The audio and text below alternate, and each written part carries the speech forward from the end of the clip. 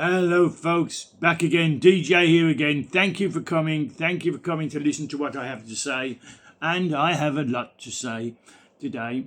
But first of all, I'm going to do one post, a news post, very relevant to us all, and then I'll see you later on in the day. But right now, I want to talk to you about Britain's Prime Minister. Yes, our lovely Sir Keir Starmer.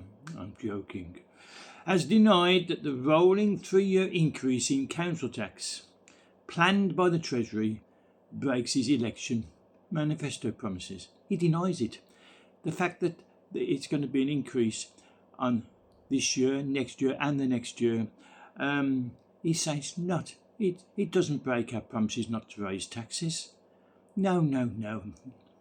Labour's manifesto from last July general election pledged the party will not increase your taxes on working people.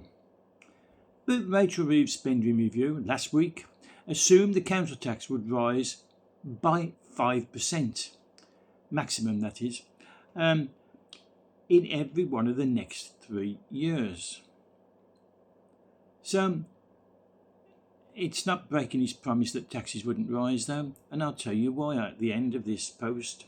So stay listening, brothers and sisters, stay listening. And that would mean an average D category property being hit by an extra £395 in council tax in 28 to 29, and then it will go on the next year and then the next year, and with inflation of course being increasing that figure. But Labour hasn't broken its promise not to raise taxes. No. Starmer wouldn't do that, would he? Starmer is also accused of pulling the wool over British people's eyes in declaring himself distanced from the expected large increases in local taxation, shifting the responsibilities to councils. Councils can increase taxes 5%, as I said earlier, following last week's spending review, with the police also granted powers to raise extra funds through the similar precept. I don't know if you realise, you probably do, that the council tax includes price increase for police and fire, which we don't mind paying, of course. But what is going on? What is going on with it's taxes, and you can't get away from it, Starmer, you can't. The Institute of Fiscal Studies, IFS, has warned the biggest rise in council tax for 2 decades as a result of this spending review, last week's spending review. Sir Keir said the council tax rises are for councils to decide, noting the spending review allows the Labour government to show that what difference it makes after a year of stabilising the economy. Did they? I'm not aware of them stabilising the economy, are you? Where does he get his ideas from? Well, I think he gets them from the BBC, and he gets them from, national and international press. They're not his own ideas, surely. The local government association and Lib Dem criticised the move, saying passing the buck to local government and asking hard-pressed households to shoulder the burden of mounting council tax bills is deeply unfair. Really? The Lib Dems have caught on? Must be something going on. The Prime Minister was challenged on whether the increase was a breach of his manifesto promise. He dismissed the claim, go away, saying the first thing is council tax rises are obviously for councils to decide year on year, which is what they all do. Nothing to do with me, nothing to see here, go away, go home, nothing to see here. What the spending review did was, if you like, usher in a new phase of this government. And he said, we spent the best part of the first year taking the tough but necessary decisions in relation to not just what was broken in the economy, but it was broken everywhere. Now, I didn't feel broke, quite frankly. I didn't feel broke. Did you feel broken everywhere in your life? I wasn't aware of this, but Sir Keir Starmer, Prime Minister, so he must be right, mustn't he? He knew that we were broken everywhere, and he'd got to put it right, hadn't he? And he's done so. Are you aware that it's going to be almost impossible to get a pint? I'm talking about go for a drink to the pub. That there's so many closing. 368, I believe, have closed this year so far. Pubs, they've put them out of business. The finances, they're struggling. Minimum wage now is over £12 an hour. Their rates have gone up. Their income taxes, their property tax has gone up. The national insurance has gone up. The buying in of the beers and the wines and the spirits have gone up. They can't afford it. That's by the way. I'm not a drinker, so I rarely go into a pub unless I do when I'm away and on my vacations. Obviously, everybody does, don't they? Well, okay. So, what was I talking about?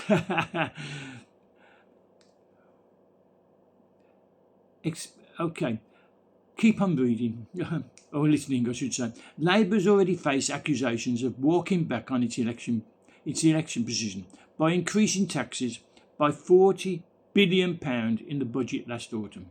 They increased taxes by £40 billion a year last autumn.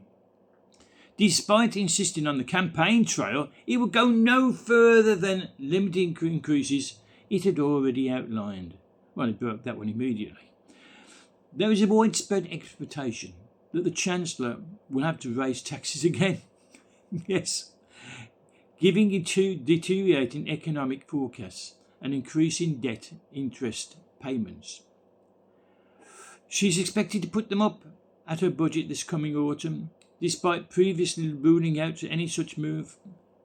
Oh, we've got something to look forward to there, haven't we? Oh, yes. Individual councils decide whether to increase council tax, but are capped at an annual maximum rise of 5%.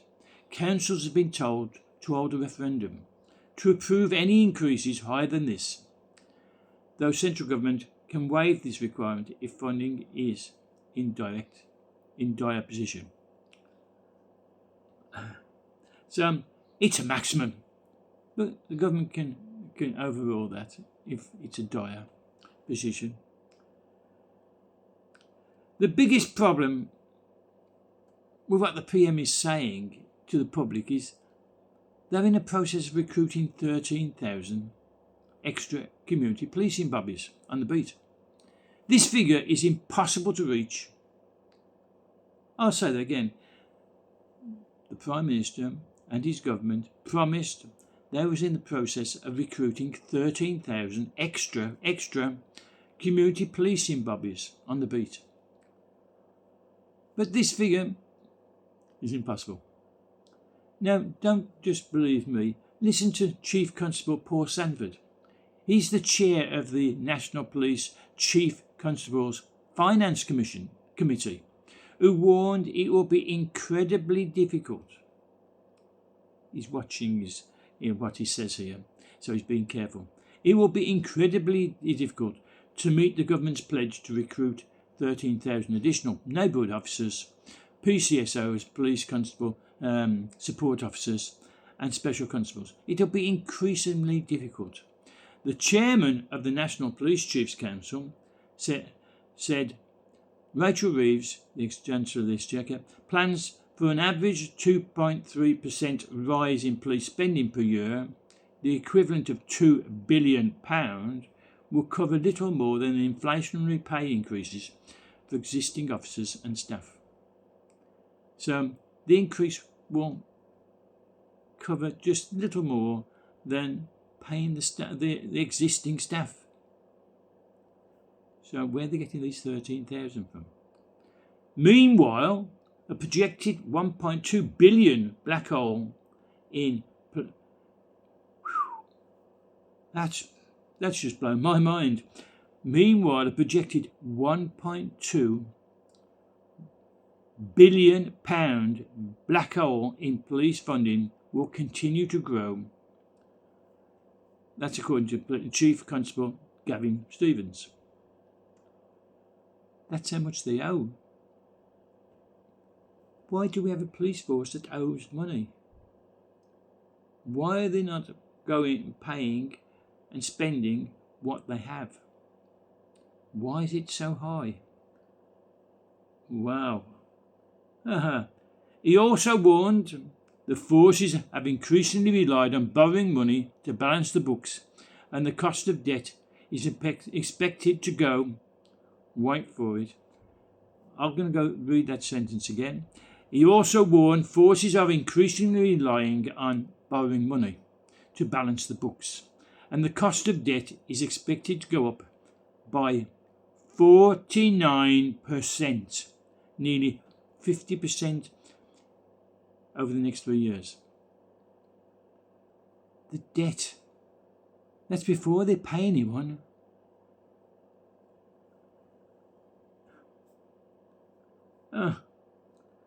There is also no additional funding to help police manage more offenders expected to serve their sentences in the community, under plans laid out by the Ministry of Justice following David Gauke's sentencing review. So they're going to get these people that have been found guilty, and they're going to tell them, these offenders, you can serve them in the community. Safeguard in the community? Well, yes, we're going to put the criminals back with you.